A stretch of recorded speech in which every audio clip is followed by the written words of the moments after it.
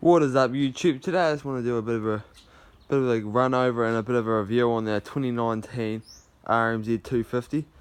So far on this I've put 3 hours on it, and I came off a 2019 YZ250F. So going off the shootouts, that would have been a big drop coming from it winning the shootout to this getting last. So the only reason I switched was from working at a Suzuki dealership. So firstly I want to go over some of the negatives and stuff you'll want to change up. So the first thing would be the foot pegs. Super skinny, super old style foot pegs. Really thin, there's not much to them, probably about 2 centimeters smaller, or 1 centimeter smaller than your YZF foot pegs. Next thing would be your forks, your suspension there.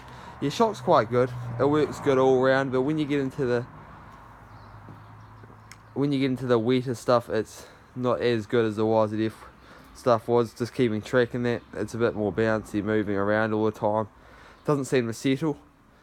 Fork wise, super hard, they'd need to be re-sprung.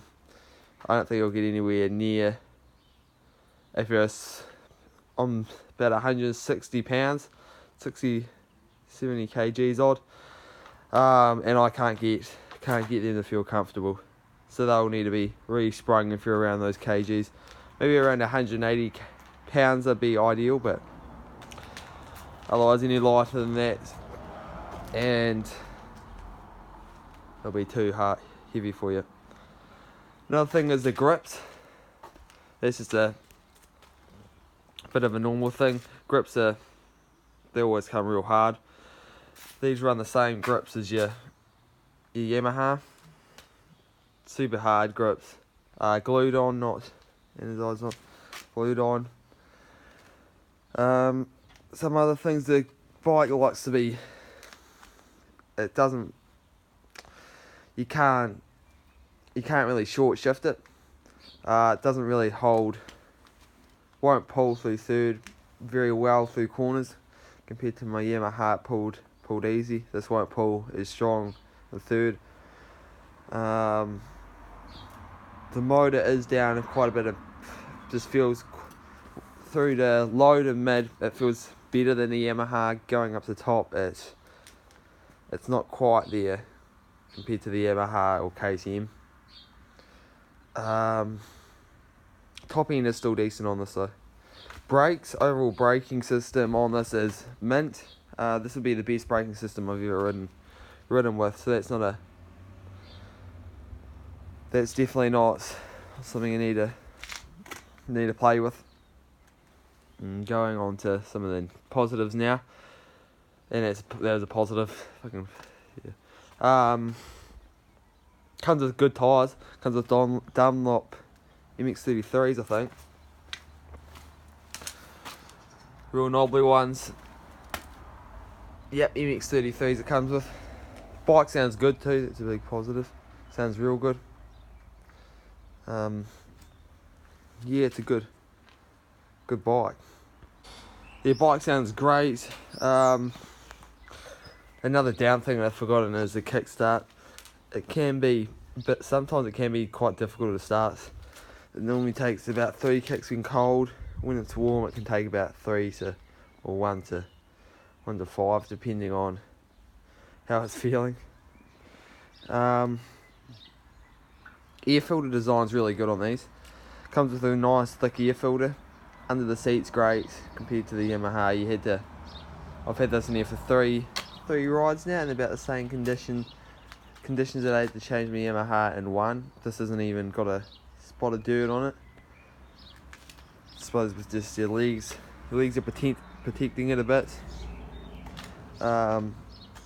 Corner's great, really good at cornering. Likes to dive in. I'm actually quicker on this than I am on the Yamaha, just because of its cornering abilities. It just dives in. It's really good there. The S-Hack system is a big positive. That feels great using that. You don't really get much front end lift. There's going to be no need for me to put a whole shot device on it, I don't reckon. chain on this is pretty pathetic. There's a pretty shitty chain on it that comes stock, but that's not a major. Seat foam's extremely hard, really hard. Hardest seat foam I've ever ridden on, to be fair. So that's a bit of a, I wouldn't mind going a bit softer on that, but we'll see what happens. Yeah, that's about it. Comparing it to the Yamaha, it does need a few, and soft clutch is really soft, but apparently these wear out pretty quick. But comparing it to the Yamaha, there is a few things that you will need to do to it to get it feeling great. The suspensions are probably the biggest. Once it's at the suspension, it'll be an awesome bike, really good. At this stage how it is now, I actually prefer it over the Yamaha. Going up with this, getting a lot of springs in that, it will make it a weapon. So cheers for watching, subscribe if you want. If you enjoyed, there's going to be a few build videos coming on this, a few series coming on this. I want to put a JD jetting ignition or a surge thing in here, change sprockets, exhaust, get the forks done. I'm going to respring these forks and revalve them myself, so I'll do a video on that. That's probably about it. There'll be some grip changes, bar changes, chain sprockets and that, but that'll be a bit about it, and clutch. But cheers for watching, subscribe if you enjoyed, and see ya.